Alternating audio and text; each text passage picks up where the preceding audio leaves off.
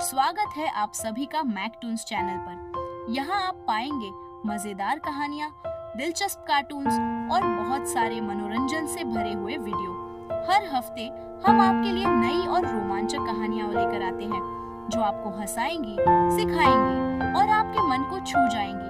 तो जल्दी से सब्सक्राइब करें और घंटी का बटन दबाएं ताकि कोई भी नया वीडियो आपसे मिस ना हो। चलिए एक नई दुनिया में कदम रखते हैं। बहुत समय पहले की बात है।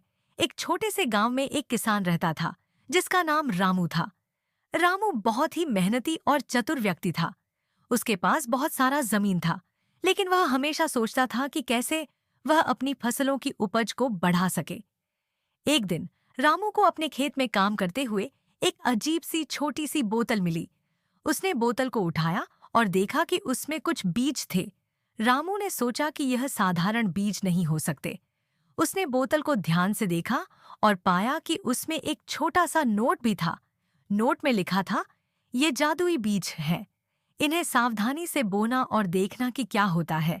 रामू ने अपने खेत में उन जादुई बीजों को बो दिया। उसने बीजों को अच्छी तरह से पानी दिया और उनकी देखभाल की।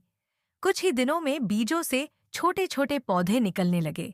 रामू ने इन पौधों की बहुत अच्छी देखभाल की और जल्द ही वे पौधे बड़े और हरे भरे हो गए। रामू की मेहनत और चतुराई ने उसे बहुत खुश किया। कुछ ही महीनों में रामू के खेत में अद्भुत फसलें उगाईं। ये फसलें बहुत ही बड़ी और सुंदर थीं और उन्होंने रामू के खेत को एक अद्भुत रूप दिया। गांव के लोग रामू के खेत को देखकर बहुत हैरान हुए और उन्होंने उसकी तारीफ की। रामू ने अपनी फसलों को बाजार में बेचा और बहुत सारा पैसा कमाया। रामू की यह सफलता गांव में चर्चा का विषय बन गई। सभी लोग जानना चाहते थे कि कैसे उसने इतनी अद्भुत फसलें उगाईं। रामू ने गांव के लोगों को अपने जादुई बीजों के बारे में बताया और उन्हें सिखाया कि कैसे वे भी अपने खेतों में अच्छी फसलें उगा सकते हैं।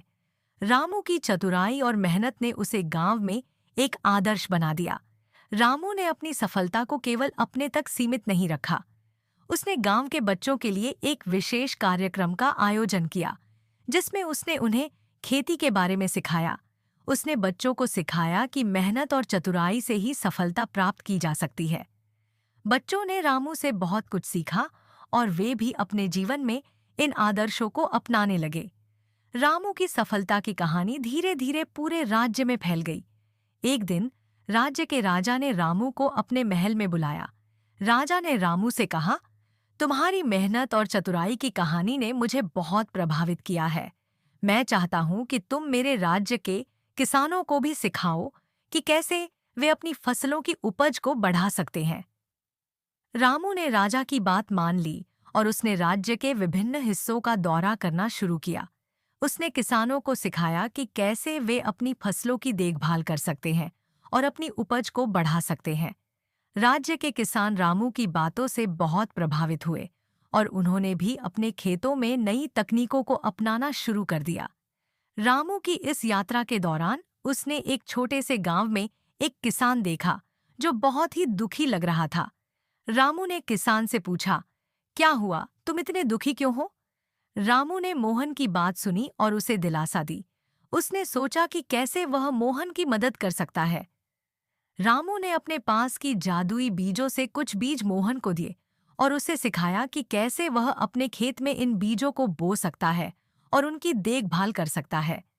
रामू ने मोहन के साथ मिलकर उसके खेत की देखभाल शुरू की। उन्होंने खेत में नई फसलें उगाईं और उन्हें बाजार में बेचा। धीरे धीरे मोहन की आर्थिक स्थिति में सुधार होने लगा और वह बहुत खुश हुआ।